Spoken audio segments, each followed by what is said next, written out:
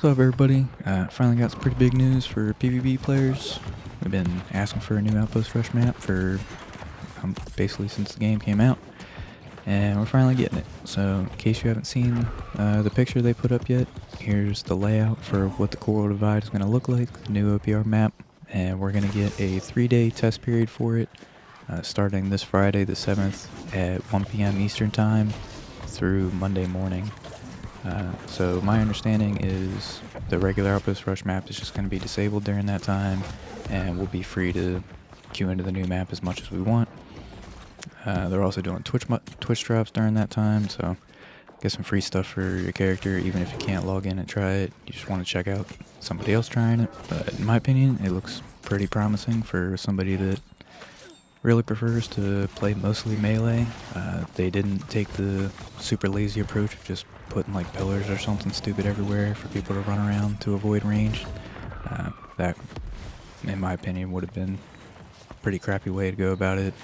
They actually put in a bunch of narrow corridors to fight in and a lot of sharp corners, so you can line of sight people, but still not be able to just, infinitely just run in circles around a stupid pillar or something.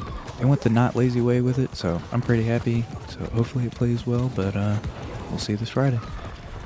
Got a couple questions from last video, how I changed my build for the new patch, since this season potions got nerfed pretty hard and shirking heals got nerfed a good bit.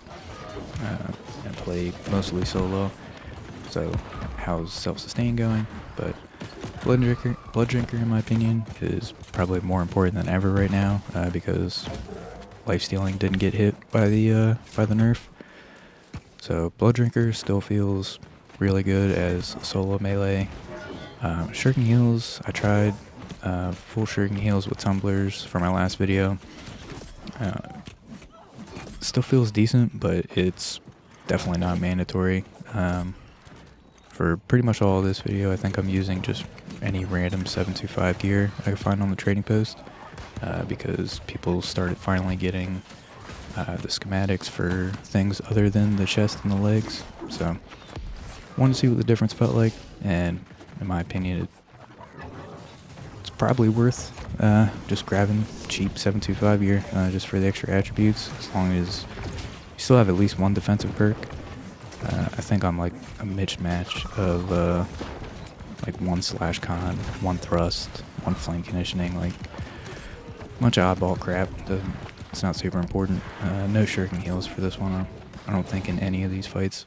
Saw some people debating running Healthy Toast now, which in my opinion it wasn't that good before, and it's just even worse now, so definitely not switching to that. I enjoy my Fortifying Toast, even though they also nerfed the mana pot cooldown, so you can't have nearly as good uptime on it as you used to, but it's still worth having. Flame protection. Yeah, so if you played recently, you probably know Burninator is everywhere. That thing is just a giant pain in the ass. So I'm like, I think 45 or 46% flame resistance right now. And sometimes it still doesn't feel like enough. Like, that thing is just gross. But it is what it is.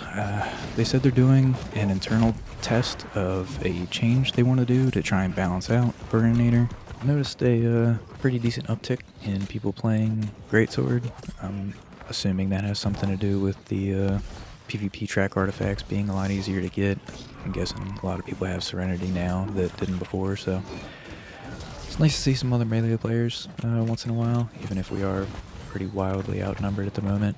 But if the new map goes how I imagine it's going to go, with just more melee in general, I will probably go back to my Tumbler Feet Wraps build, just because it's way easier to consistently proc the fortification and empower on tumblers when you're fighting a melee player than it is basically just, got muskets shooting at you. You have no idea when they're going to actually shoot. It's a lot harder to actually time a dodge and keep your fortification up all the time, so still avoid dark play for now, but if we do go back to a somewhat balanced meta, I'm definitely going back to my Tumbler Feet Wraps.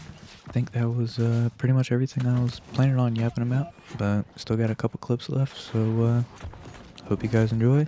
And if you have any questions, as always, feel free to throw them in the comments. I try to respond to everybody.